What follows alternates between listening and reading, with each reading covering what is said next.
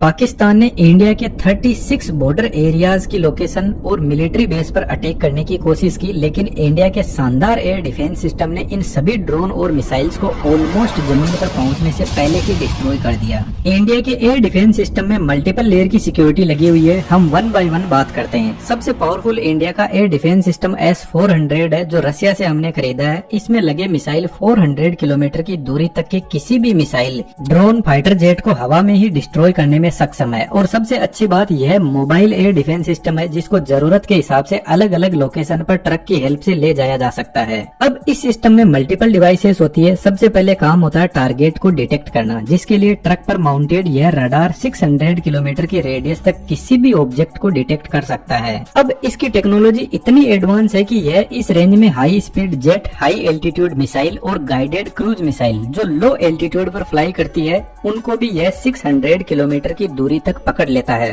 और सबसे अच्छी बात, 300 प्लस टारगेट को यह एक साथ में पकड़ने में सक्षम है। टारगेट मिलने के बाद इंफॉर्मेशन कमांड पोस्ट को सेंड की जाती है। कमांड पोस्ट बेसिकली इस पूरे डिफेंस सिस्टम का ब्रेन होता है। यह देखकर समझता है कि जो टारगेट आ रहा है उसकी साइज कितनी बड़ी है, यदि मल्टीपल टारगेट आ रहे हैं तो सबसे पहले किसको फायर करना है, और सबसे इम्पोर्टेंट टारगेट के हिसाब से कौन से मिसाइल को लॉन्च करना है। जब यह डिसाइड कर लिया जाता है तो अब बारी आती है मिसाइल को लॉन्च करने की। यह काम ट्रक पर माउंटेड यह मिसाइल लॉन्चर करता है। हर लॉन्चर पर 4 ऐसे बड़े ट्यूब लगे रहते हैं जिनके अंदर मिसाइल होती है। तो एक लॉन्चर के पास में 4 मिसाइल होती है, लेकिन पीछे लगे कमांड यूनिट और रडार मल्टीपल ऐसी मिसाइल लॉन्चर को एक साथ में कंट्रोल कर सकते हैं। तो एक जो स्क्वाड्रन होता है उसमें टोटल 8 से 12 लॉन्चर यूनिट होते हैं। तो यदि 8 लॉन्चर यूनिट है तो 32 मिसाइल एक स्क्वाड्रन में होंगे। और इंडिया के पास में टोटल 5 स्क्वाड्रन है, जिसमें 160 missile any time stand by mode पर खड़े हैं, जिसका मतलब है इनको सिर्फ कमांड यूनिट के ऑर्डर का इंतजार रहता है। यह जो लॉन्चर यूनिट होता है यह कोल्ड लॉन्च टेक्नोलॉजी यूज करती है, जिसमें ट्यूब के नीचे एक गैस जनरेटर होता है और इस गैस जनरेटर में एक सॉलिड प्रोपेलेंट फ्यूल को भरा जाता है। तो जब मिसाइल लॉन्च होती है तो इस प्रोपेलेंट के अंदर एक हल्की चिंगारी से आग लगाई जाती है और यह प्रोपेलेंट इस टाइप का होता है कि यह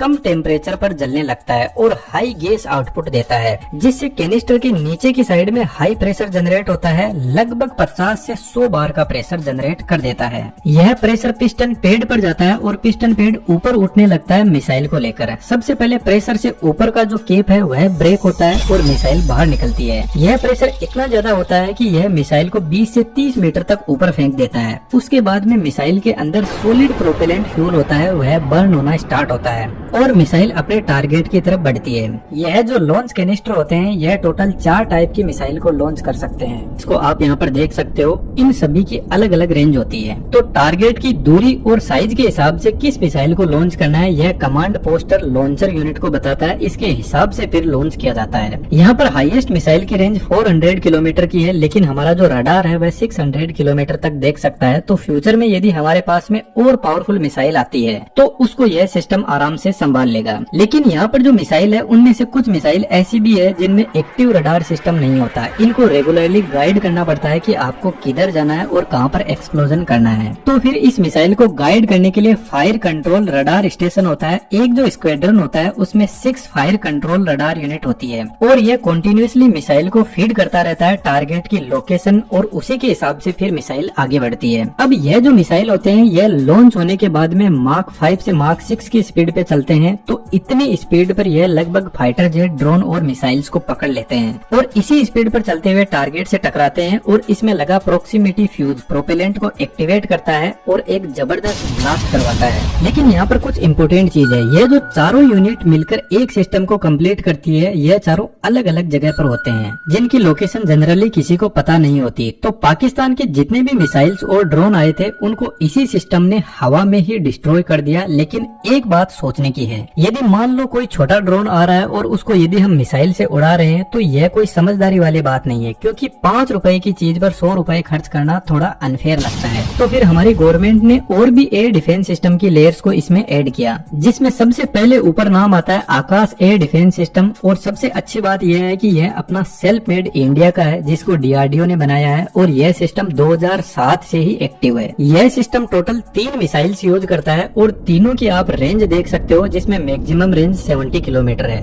इस सिस्टम की स्पीड S-400 वाली मिसाइल से लगभग हाफ है, मार्क 2.5 तक। अब जो मिसाइल की वर्किंग होती है वह लगभग सभी की सेम ही होती है। मिसाइल के आगे के पोर्शन में इनका नेविगेशन सिस्टम और कंप्यूटर सिस्टम होता है, सेंटर में वॉरहेड होता है जो फाइनली टकराने के बाद में एक्सप्लोजन करता है, और लास्ट में सॉलिड प्रोपेलेंट मोटर होता है जो मिसाइल को आगे बढ़ाते हैं। अब ऐसे जो मिसाइल होते हैं जिनमें ऑन बोर्ड सीकर सिस्टम नहीं होता है, यह बेसिकली खुद से टारगेट को ट्रैक नहीं करते हैं। ग्राउंड से रडार इनको इन्फॉर्मेशन देता है कि आपको कहां और किधर जाना है, और इस चीज का इन मिसाइल्स को फायदा भी मिलता है कि यदि कोई जेमर सिस्टम लगा हुआ है तो वह इसके सिग्नल को ब्लॉक ही नहीं कर पाएगा, जिससे मिसाइल कंफ्यूज नहीं होगा और अच्छे से टारगेट को उड़ा पाएगा। अब यह जो सिस्टम होता है इसके पास में अपने रडार और कंट्रोल यूनिट होती है जो 25 किलोमीटर के एल्टीट्यूड तक टारगेट को हैंडल करता है। इसके बाद में सिक्योरिटी की नेक्स्ट लेयर, जिसमें medium range surface air missile system भी इंडिया के पास में अवेलेबल है, जो फास्ट मूविंग ड्रोन के हिसाब से ऑप्टिमाइज्ड है और 70 से 100 किलोमीटर के एरिया में अच्छे से काम करता है। इसके अलावा हमारे पास में एयर डिफेंस की एक और लेयर है जो मुझे काफी शानदार लगी, इंटीग्रेटेड काउंटर यूएस ग्रिड। यह कोई अमेरिका का नहीं है बल्कि डीआरडीओ का बनाया हुआ ही सिस्टम है। यह